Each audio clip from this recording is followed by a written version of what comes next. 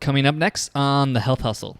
The best way to create a shit ton of content is to start to not care about what anyone thinks. Oh, boom. That's the, right? Like, that's the game.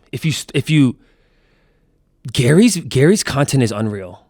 If you actually consume it, not on Instagram in 60-second clips, his content from the macro picture of the psychology of humans and then into the micro picture of like the tactics, the strategies and the platforms that you should post on.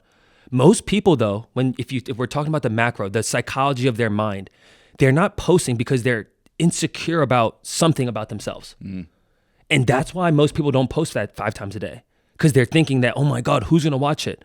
What is my ex-girlfriend going to say from high school? What is my old college teammate going to say? Like, what are people going to think about me by posting this much, right? Or it's the inner of like, oh my God, I don't like how I look on camera. I don't like how I stuttered right there. So then they retake it 100 times. And if you take 100 videos and never post one, you're creating, but you're never putting yourself out there for the market to decide. As humans, we all think our shit's perfect, or we want our shit to be perfect. But what is perfection? What you think is perfect, what I think is perfect is 2 different things. If we sat here and draw what I think is success and you wrote down what you think is, we would have 2 different papers. So how can we sit here and say, oh my God, this transition doesn't look good. It's not perfect to my eye. Well, why does it matter what we think? Only thing that matters is what the market says is good or not, right? And totally. Like, it's not that you should live based on that, but like you can't always be in your own thoughts saying like, oh my God, this lighting's not good. The sound's not perfect. Like nothing's ever going to be perfect, but you have to put yourself out there enough to build the repetition to create and to post and to put yourself out there. Hey folks, and welcome to the Health Hustle of Austin, Texas. On the show, we uncover the big ideas from your fellow health and fitness entrepreneurs in the Austin, Texas area about how they built their business and the lessons they learned along the way. I'm your host, Corey Hibben, and on this episode, I had a chance to sit down with my boy, Matt Choi, who has me still fired up from our conversation yesterday. This guy brings so much energy and passion. I had a blast getting together with him. Be sure to get your notes app ready for this one because every word that came out of his mouth felt like a deep insight. I probably could have just handed him the microphone and walked away, but let's be honest, what fun would that have been?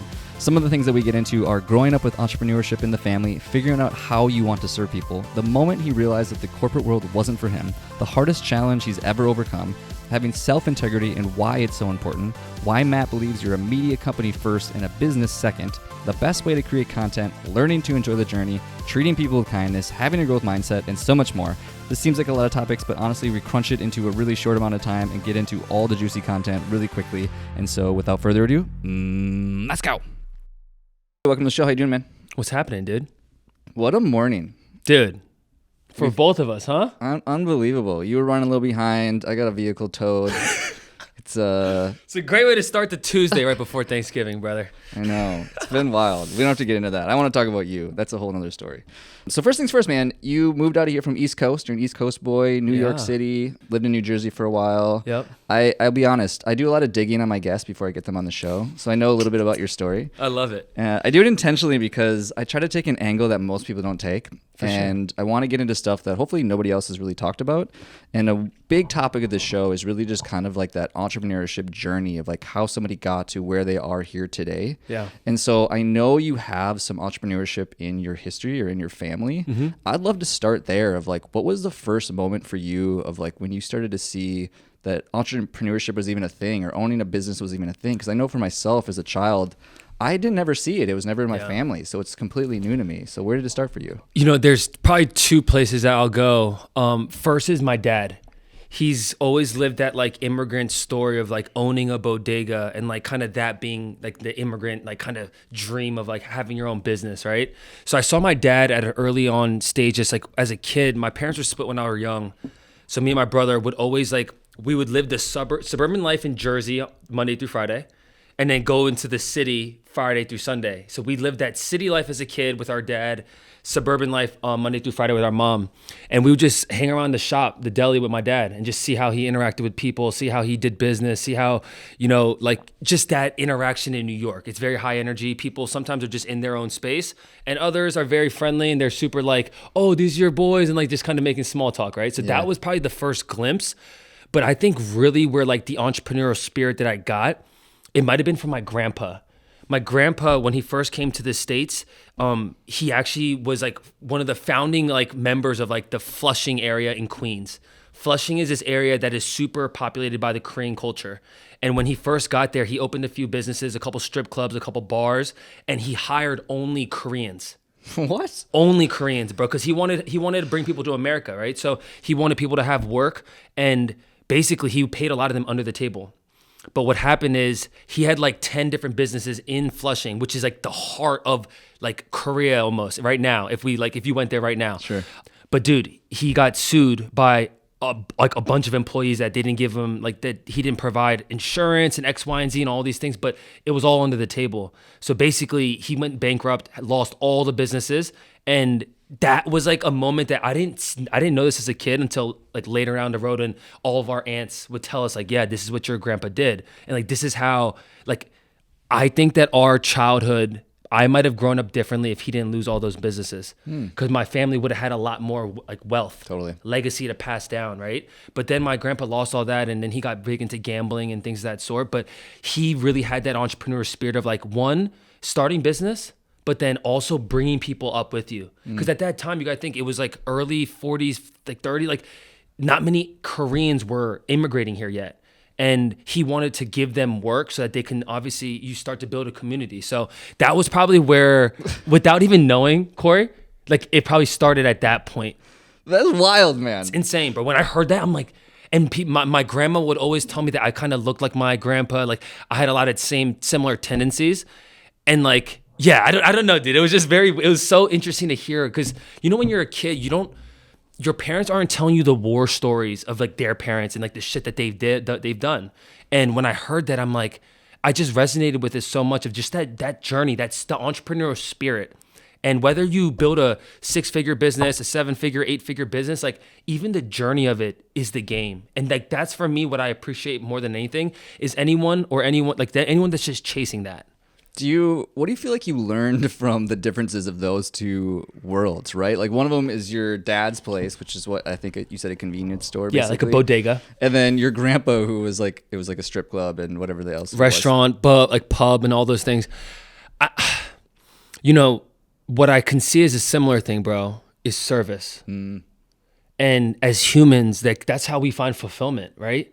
It's like, how can you actually serve other people? Because when you're always selfish for your own right, that can only get you so far. Like that mixture of being selfish and selfless is the game. And so many people, like sometimes they kind of overcompensate on one side, but I think that was the biggest thing of like the industry that they're in. It's all about serving people and how you make them feel. That says a lot about the content that you create, man. Because I feel like that's so much of what content creation is, right? Is it's a form of service, if you're good at it anyways. Yeah. I feel like it's a way of trying to show up and help people and support other people. Obviously, you're huge in like motivating and showing what you're up to and showing all the ins and outs of everything you're figuring out and teaching other people what you're doing. And I think that's a lot to be said about, obviously, your heart of service through all of this. Dude, I think that's the nail on the head for most people too. If they're listening to this, like you need to figure out like how you want to serve people, whether it's in education form or entertainment or inspiration. Like there's so many ways to serve people. And I think finding out what that is, it's a great way to find fulfillment in what you do.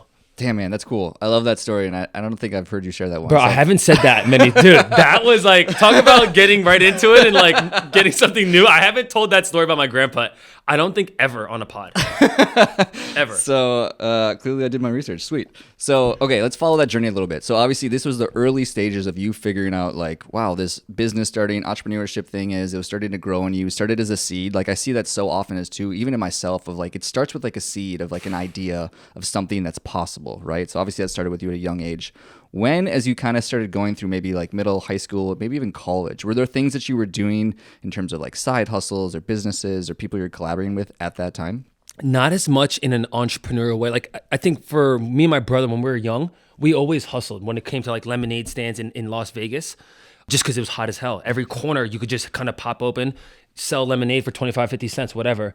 When we transitioned back to the East Coast in Maryland, then we would shovel snow. In Vegas, you can't shovel snow. Like, so we had that, like 1 through 7. I didn't really shovel snow when I was younger, because my mom was probably just concerned, and she was a single mom. So she was like, you guys are not going to go out here to strangers' houses. But in Vegas, it started with like lemonade stands. And then in Maryland, it started back with like snow, like shoveling snow. But throughout high school and stuff, you know, Corey, my North Star was football.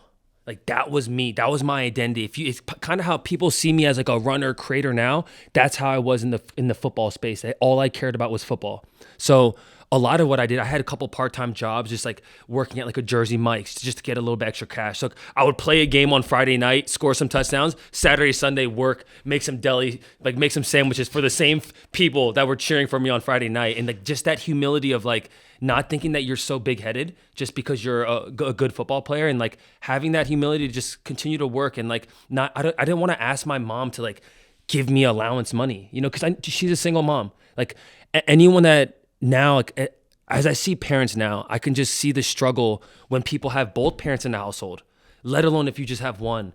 And like, I didn't even really, it didn't click for me at that moment of like, damn, like it must be tough to be in her shoes. But I think for me and my brother, we just always had this hustle spirit of just like, you know, if you want to get something done, like you just got to put the work in. I mean, it shows so much in everything that you do, man. Like, there's no quit in everything you're doing. Like, I've even heard you talking about recently of like, you've kind of reached that point now where some of the things you have to start like stepping away from and stepping back from, because there is so much opportunity from all the hustle that you've compounded over the years. It also says a lot why you're a big Gary Vee fan of like, obviously his like, what's it called? Trash talk, right? Like his trash talk of just doing the hustle, like finding some cheap thing that you can sell online. I think it shows up in everything that you do, and I think people are really inspired by that. That's super cool. I appreciate that. I think and hustle is an interesting word, because I think now people think about it like as burnout, and I think you got to mix in like hustle with also being patient. Like a lot of my journey was just a lot of persistence and just being patient over a long period of time. And then it starts to like, as you lay down a good foundation, you can build a nice house. And I think that's for someone like, everyone wants this 30-day fix, the 60-day ad program, 90 days to grow my content. You know, it's like everyone wants this quick fix, and there's really no answer to it. Yeah. Like the answer is the work and staying as consistent as you can for a long period of time. And at some point you will start to see what you want. I don't know why I have this like visualization of you throwing a Jersey Mike like a football. Like, you know what I mean? I imagine you like whipping this thing up, you make it, and then you like run to their house and you throw it to like one of your fans that's been like going to your games and watching you. I don't know why I have that visualization in my head right now. Dude, the funny thing with Jersey Mike's is that like we always had like a little flair, like the way that we would make sandwiches, like we throw up the oil and vinegar bottles and like kind of like, you know, yeah, it's like very kind of creative. So a lot of the kids that worked at the one I went to all went to my high school. So it was like everyone that you knew. So it was a bunch of friends or like acquaintances. So the work environment was really fun. So now that you say that, there is a lot of fun that happened at that. It was a good first job. It makes sense from a guy that comes from Vegas, right? You got to have a little flair on the way you throw stuff around. 100%. You know, it's just like, it's like Cirque du Soleil type of thing. Awesome, man. Okay, so you're doing this college thing, got a degree. Obviously, I've heard from other shows as well, like you weren't super into the school thing. Mm-hmm. You really just kind of realized it wasn't necessarily the path for you. However, though, you did step into a corporate role at some point, right? When did that shift happen for you in this corporate role where you knew like, all right, I don't want to do this anymore. Like, this isn't for me. This isn't a good fit. The shift happened about a year and a half into this program that I was in. So the position I had was a manager in training. And basically, this is a service company. Once again, it's a blue collar service company. It was called Shred It. We dealt with document destruction. So law offices, anyone that had your credit card information, Social Security, think about all the healthcare, HIPAA. They have to destroy this information in a proper way, especially with technology now. A lot of it's getting into the cloud, but people still do paperwork. If you go to a law office, they have 10 years of paperwork on file, which is like ridiculous if you think about it. But the switch happened was around a year and a half into it, dude. This position, you do operations, you do sales, and you do service. Like you literally get into the truck with the drivers and you do the blue collar work just so you have a full rounded understanding of how the business operates from the consumer level, from a sales level, and then from a management operational level. So it was very interesting for me to see that from a three-speared kind of approach. And I don't know, I think the real pivot happened was when my uncle, he told me this piece of advice, and I always say this on a pod. He's like, Matt, wherever you are in life, there should be someone that's 5 or 10 years older than you that you're looking at and you're like, yo, I want to live like his lifestyle. I like his morals or the way that he's a parent or the way that he's whatever, fill in the blank. And I looked at a lot of my middle managers, bro, and they hated their job. They were literally counting down till it was Thanksgiving. They were counting down till it was Wednesday so they can have 2 days off and go hang out with their family. And I'm like, I asked myself, I was 24, 25 at the time. I'm like, is this the lifestyle I want to live for the next 50 years? Like I could have easily stayed there and slowly worked up the corporate ladder of, you know, being a VP, C-suite, all those things. But doing that for a company that you're not really passionate about, to me was just a losing strategy. So I ended up leaving. I had a lease with a couple of roommates that I had from high school, and we lived in Baltimore at the time. And when the year lease was up, I said, I'm going to move back home. And I moved back to my mom's place at 25, and super humble piece of pie of like, damn, like I have money, I could get rent, but like this is actually a smart move if you're going to leave a corporate job, right? So then I got into personal training. Then I was doing content, and I was listening to a ton of Gary Vee, a ton of Tom Bilyeu, a ton of Jesse Itzler, a ton of Nick Bare, and just like downloading new software.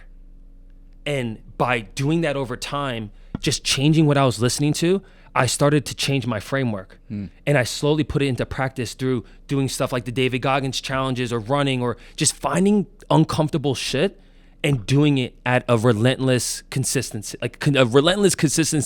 that was just unpart of what people could even fathom. What's the most uncomfortable thing you've ever done? Probably the 100-mile ultra marathon. Like there's just like, you run a couple marathons and you think, oh, I could do 26 miles. And then you try to do 50 and then you do 100 and you start to realize that there's a couple realizations. One, how difficult certain shit is. At the same time, how much power and strength the body actually does have and how resilient it really is. So like that, once again, that push pull of like how uncomfortable it is. And also like this awakening of like, fuck, I just ran 85 miles. Can I do 15 more? Like that thought was real, you know? Yeah. So I think for anyone, like the biggest battle is always going to be internally, right? Everyone wants to win the fight against the world when they can't even win it against themselves. If you can't wake up in the morning to go show up for yourself, how can you show up for the world? And like that simplicity is my game. Like I want to show up as myself. I'm not competing against no one else.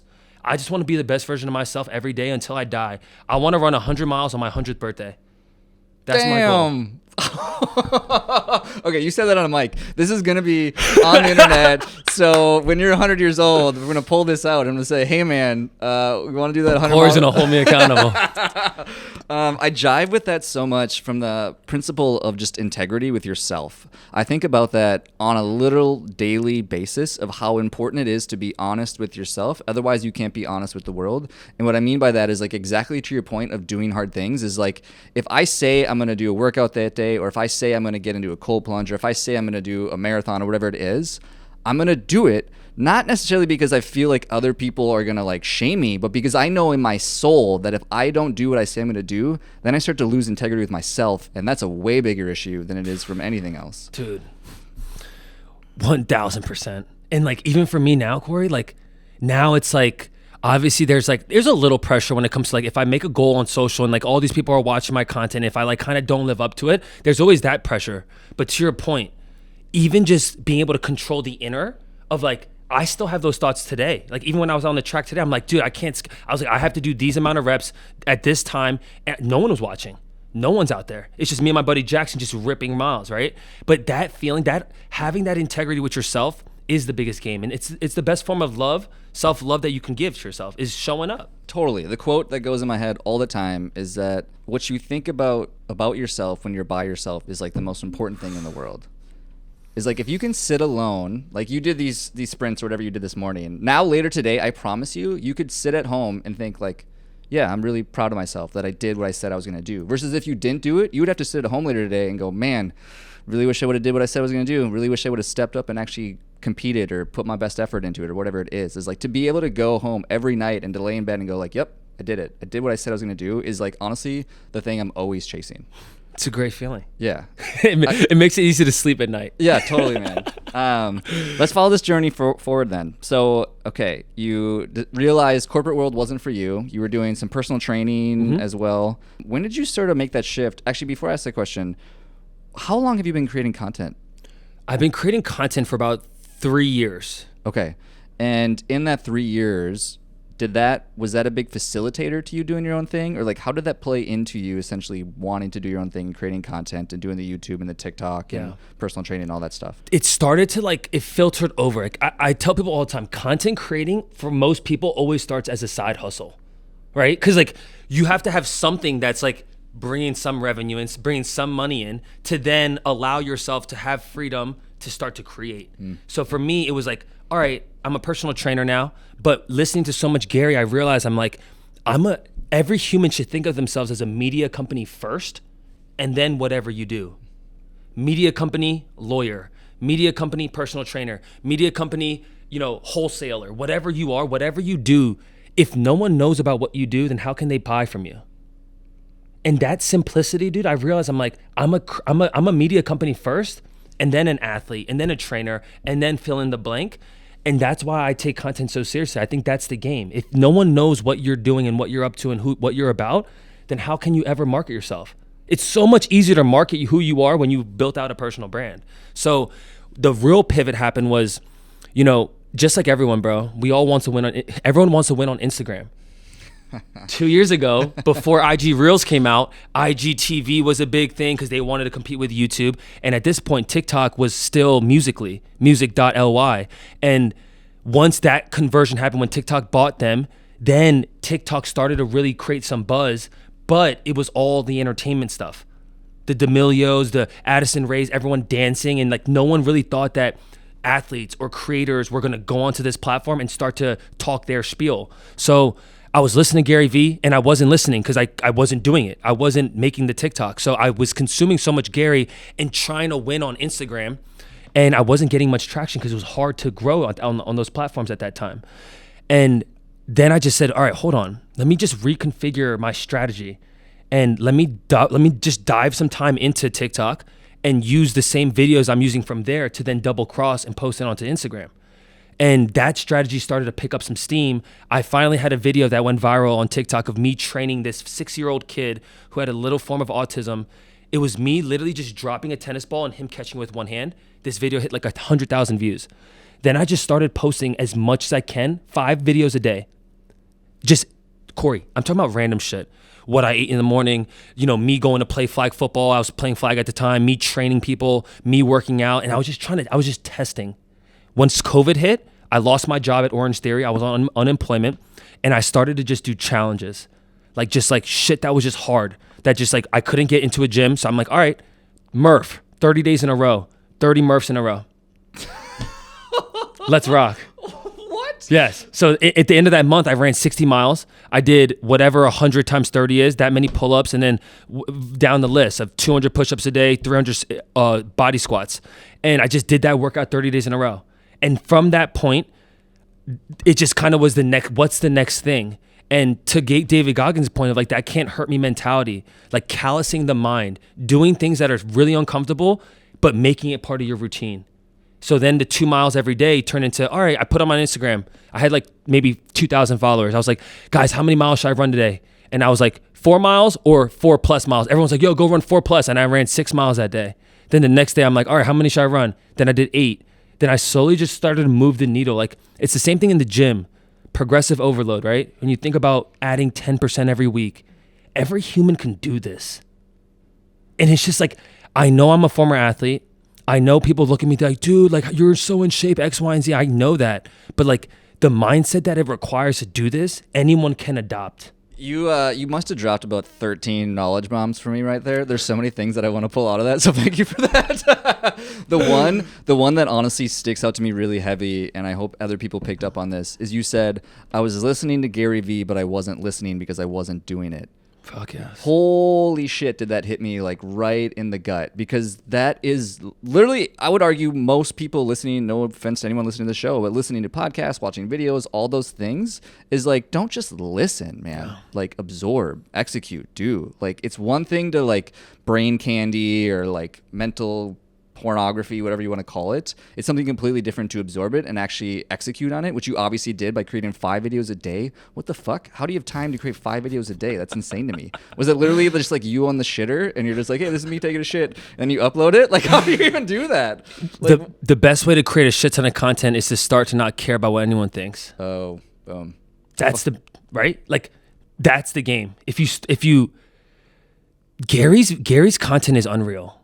If you actually consume it, not on Instagram in 60-second clips, his content from the macro picture of the psychology of humans, and then into the micro picture of the tactics, the strategies, and the platforms that you should post on. Most people, though, if we're talking about the macro, the psychology of their mind, they're not posting because they're insecure about something about themselves. And that's why most people don't post that 5 times a day, because they're thinking that, oh my God, who's going to watch it? What is my friend, what is my ex-girlfriend going to say from high school? What is my old college teammate going to say? Like, what are people going to think about me by posting this much, right? Or it's the inner of like, oh my God, I don't like how I look on camera. I don't like how I stuttered right there. So then they retake it 100 times. And if you take 100 videos and never post one, you're creating, but you're never putting yourself out there for the market to decide. As humans, we all think our shit's perfect, or we want our shit to be perfect. But what is perfection? What you think is perfect, what I think is perfect is two different things. If we sat here and draw what I think is success and you wrote down what you think is, we would have two different papers. So how can we sit here and say, oh my God, this transition doesn't look good. It's not perfect to my eye. Well, why does it matter what we think? Only thing that matters is what the market says is good or not. Right? And totally. Like, it's not that you should live based on that, but like, you can't always be in your own thoughts saying like, oh my God, this lighting's not good. The sound's not perfect. Like, nothing's ever going to be perfect, but you have to put yourself out there enough to build the repetition to create and to post and to put yourself out there. Yeah, there's so much to be said about just like the consistency of creating content, not from the standpoint of like trying to get attention, but honestly is like so much of the personal development that comes from it, of like putting yourself out there, trying to create something of value, getting feedback on it, which is insanely hard. I mean, I would argue that that's probably the biggest thing is why people are fearful of posting anything, right? Is they're afraid that it's not good or like people are going to say something mean. And it's like, it's all the external judgment that could come their way that they're afraid of, as opposed to like if you just did it for yourself and what you could learn about yourself. I love that you said testing earlier, because that's something that I've only recently discovered, of like starting to post stuff and from a testing standpoint. Like I tried posting a photo the other day on LinkedIn of I was out in Venice Beach. I met this guy named Cali Muscle. You ever heard of him? Big YouTube guy. He has like 1 million followers or something. I feel like I have seen him before. Giant black guy with a beard. He's now. ripped, right? Huge. Yeah. Massive guy. I'm pretty sure I've seen it. So I took a photo of him out in Venice Beach. I was out in Cali this past week, and I posted it on LinkedIn, and it got like literally maybe like 50 impressions, and because we were shirtless. Yeah. And I think that just didn't jive with the LinkedIn algorithm. With the pros. Right, whatever. And so, however, on Instagram, crushed, right? People freaking loved it. And so for me, that was a moment of testing, and that was when it's really starting to click for me. It's like, oh, so much of this is like learning the game of what it means to create content. And the only way you figure that out is like, hopefully you have a mentor, which is someone awesome like you, or you just start testing stuff and seeing what works. Yeah. There's so much to be learned from content creation. It's crazy. It's a great like life lesson, right? And I think that even for me, like comparing running and content creating, I love it because fitness is one of those things that's tried and true, right? Like, how do you get into better shape? Well, one, there needs to be the self-awareness that you're slowly falling out of good habits and, you're eating like shit. But the first thing would be like, all right, well, like, let me figure out a way to move my body a little bit more and eat a little bit cleaner. Like that from a base level. Obviously, some people have more specific things that they need to focus on, whether it's dietary or internal like illnesses that they already have. But for the general population, moving your body a little bit more, just walking and eating a little cleaner, you'll start to see results. With content, it's the same thing. Post on the platforms that give you the best organic reach consistently, give value in however that is, inspiration, motivation, entertainment, education, whatever it is, and do that over a long period of time and see what happens. If you invest $1 a day, compound interest is real. You will start to get money. You will start to create wealth for yourself. And the same thing with content, the same thing with running, same thing with lifting, same thing with creating a pod. This podcast right now is probably better than the first one that you did, and it's only going to get better, right? But like people don't give themselves, I love this saying of like, people don't keep the boat afloat long enough to reap the rewards, right? Most people just sink. But if you just keep the boat afloat, what does that mean? Like living under your means, not overexpending yourself, not creating a bunch of liabilities so that you can't support yourself in a business, right? Like those things are important. Like the financial side of the business is critical. And as soon as you start to see a little bit of success, if you start to overextend yourself and you start to do shit that's out of your comfortability in the sense of like what you can afford because of you want to do it for other people, it's just a losing battle. Yeah, and don't get your car towed too many times. Don't get your car towed, damn it. That will sink your ship. Wasted $200. Yes, that is the ultimate ship sinker. Dude, I love it. You have so many knowledge bombs. I can't wait to cut this into reels. This will be fun. This is gonna be very fun. I'm like fucking fired up, Corey. Let's go. Okay, let's continue this journey. So something I get a lot of feedback on. To your point of like people do. If you go back to my first show, it's hilarious how bad it was. It's probably amazing though. Yeah, it's amazing to look back at it and go, look how far I've come. which is the fun part about creating content, right? I'm sure you do the same thing. You could look back at like a original Mr. Beast video. They're hilarious. It's amazing. Right? It's amazing in the sense of like, look how far you've come. And that's true for anybody listening to the show. But with that being said, let's continue this journey of like, people always ask me, they want to know like, where are people going next? Right? Is like, you're young, man. You're what, 27? Mm-hmm. You're very young in your journey for sure. I'd say for anyone in the business world. And I think it's amazing how far you've come, and you create awesome content. You've grown this great TikTok. Where do you see things moving forward? And like, what's the vision for you kind of stepping into the future of this entrepreneurship journey? Yeah, I love this. I love this question because I think the answer is, I want to grow this. Like, I'm not growing this brand, my personal brand, to sell it to anyone, right? It's different than like when you like start a CBG company or you start something that like a product, or like you typically you grow it to then sell it to Coca-Cola, to sell it to a bigger company. But when you're building personal brand, like, I'm in this forever. I want to do this forever. I want to help people and also work on myself till I die. The goal, the audacious goal of like 100 miles on my 100th birthday is just like the chase of it. It's just the thought of when I ran my first marathon on my 26th birthday, I said, every year I'm going to try to run however many years I turn. And just that thought gives me something to chase. But to answer your direct question of like, where do I see this going? For me, it's like not really being someone that predicts the future, but it's just adapting with what's happening with technology and the change happening, right? When TikTok started to get popular, I had to lose my connection or attachment to Instagram. And I just said, all right, well, hold on. This place right here, this platform is giving people better opportunity to get seen, to get exposure. There's always going to be a new TikTok. Be Real's out right now. There's always going to be something that's happening that's changing. But when people get so attached to what they're good at or what got them to their success, it becomes the double-edged sword of how they fall as well. So for me, it's never about like, oh my God, this platform, this or this. It's just about what's the best place to get attention. So that's the game. And like, that's where my mind goes all the time. And that's why I consume so much Gary, because it's like his best piece of advice is watch what I do, not what I say. And that was the biggest mic drop of it all, of like, damn, I could watch all of his keynotes and all of his 4Ds and all of his stuff. But if you just watch how he moves, whether it was from the text community, whether it was then getting into TikTok, or then going into Discord, or then now building out Web3, like, we could go into a whole conversation right now about how I believe Web3 will help creators, will help businesses, will help brands. I think that's the future. And for me, it's just right now educating myself in that space. And I've done it in the past 2 years. I'm an owner of an NFT with Gary V's V Friends. And I think that's the future. For anyone that has a brand or a business, you're going to be selling NFTs as part of your collection, in addition to the ticket for whatever offering that you have. Clubhouse could have an NFT for their Saturday meetups. And the only way to be part of that is you have to buy this NFT through the blockchain, and then you get the actual collectible piece. But then that piece of art also becomes how you get into this club. And I think every brand and business needs to start to think about how they can live in that society. It's still far away.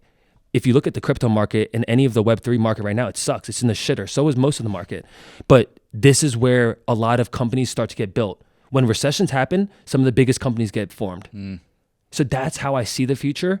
So for me, it's not like I just try to educate myself from the smartest people, like people smarter than me. It's such a zen answer to that question, because really I feel like at the root of what you're saying is learning how to enjoy the journey and adapting to what you need to along that journey. I've heard you talk about that on other shows, of just like how you've been able to just consistently show up every day and just enjoy what you're doing on a day in and day out basis. Has it always been like that? Like, when did that show up for you? Are you just that kind of person, or was there a moment of change?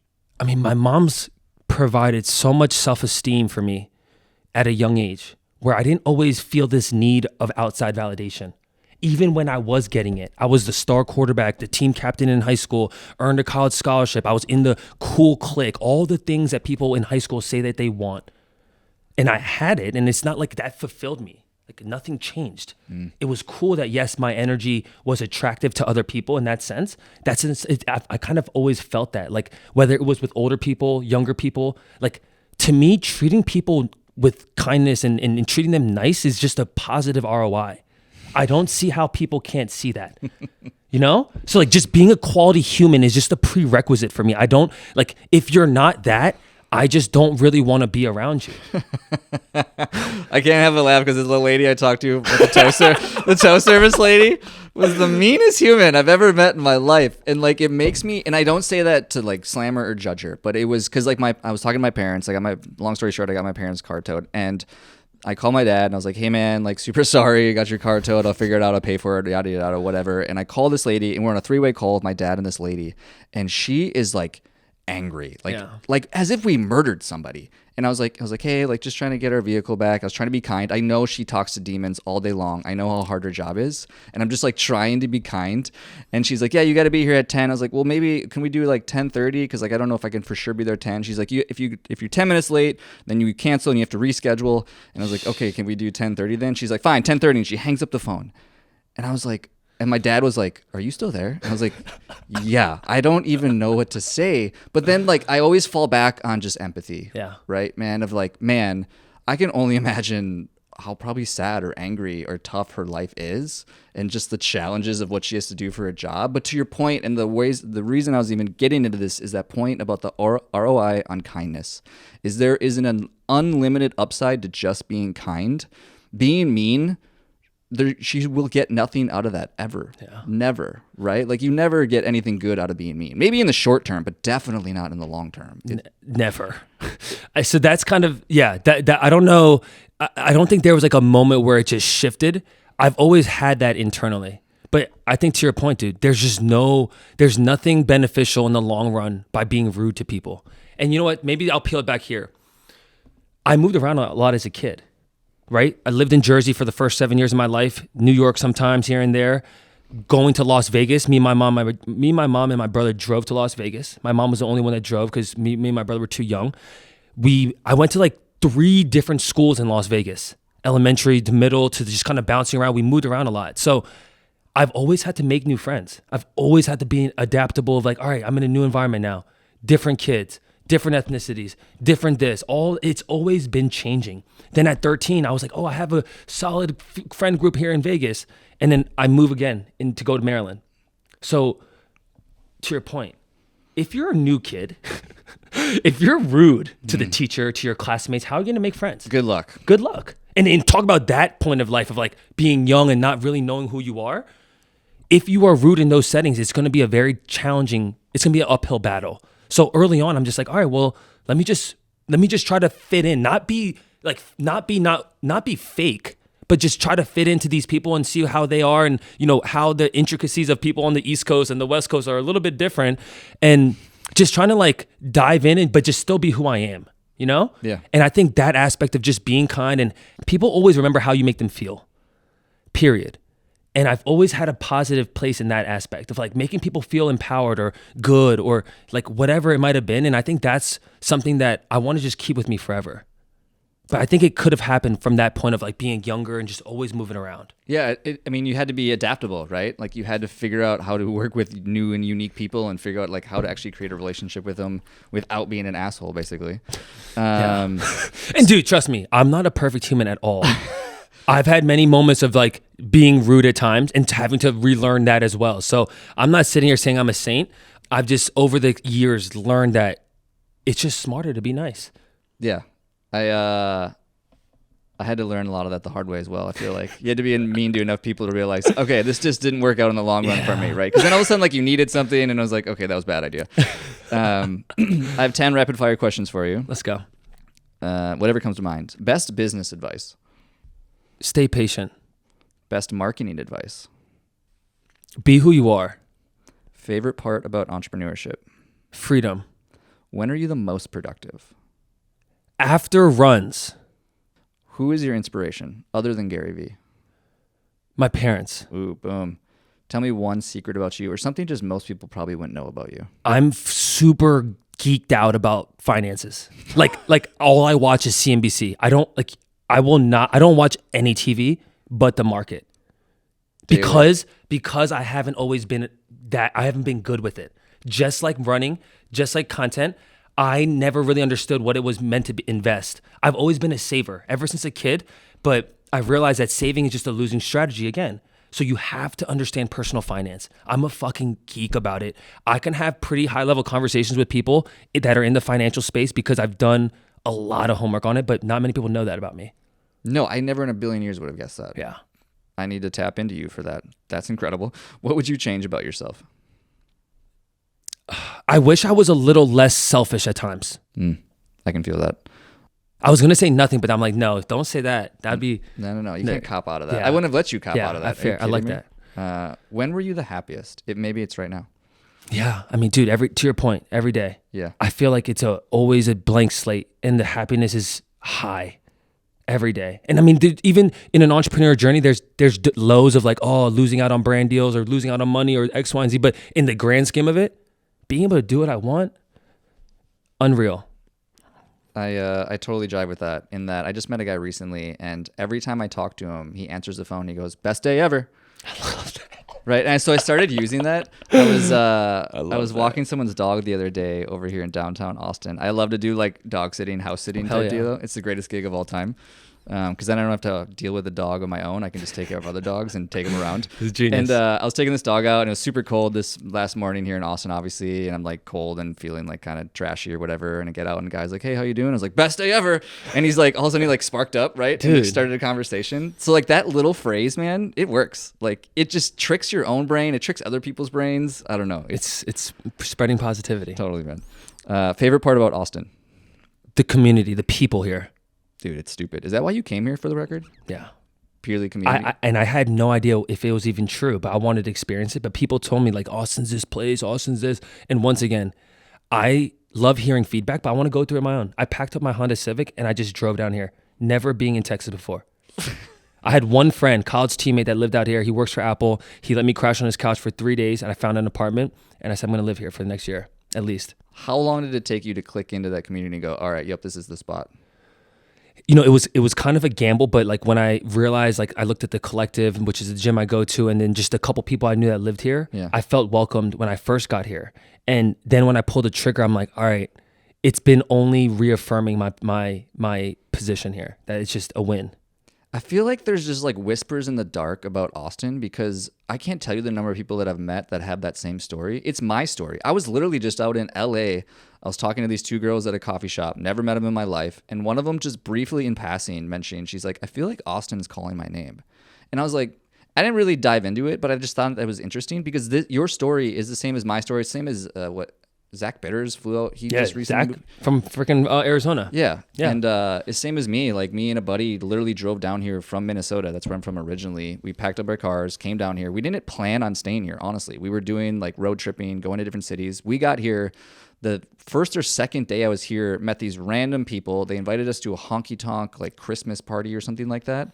Went there, met awesome people, and I was like, okay, I get it now that I'm here. Yeah. But I feel like there's like whispers in the dark of like people are like, yeah, you should go to Austin, or like people, I guess they talk about it. Yeah, like with this mentality, I guess there's definitely that fitness, entrepreneurship, like go-getters, strivers. Although I will say it's a healthy balance. I'd be curious 1000%. as to like East Coast, because you were like New York, Jersey area, which I feel like is like go nonstop all the time. Right here has a little bit healthier balance. I agree. Like. Yeah. I think, and if you come from the East Coast here, it's like when you slow down a little bit, you feel like it's just you're kind of like riding the wave of the people in Austin too, because like everyone's not on all the time here, because you kind of have that Midwest vibe, or not just like Southern vibe of just like the hospitality and the chillness. So I think it's a good mix, but you have so many people from everywhere that you get flavors of the East, the West, and kind of all over. So it's a good like mixture of that. Yeah, I feel that totally. Because even when I was out in California, like LA was that super go-getter. San Diego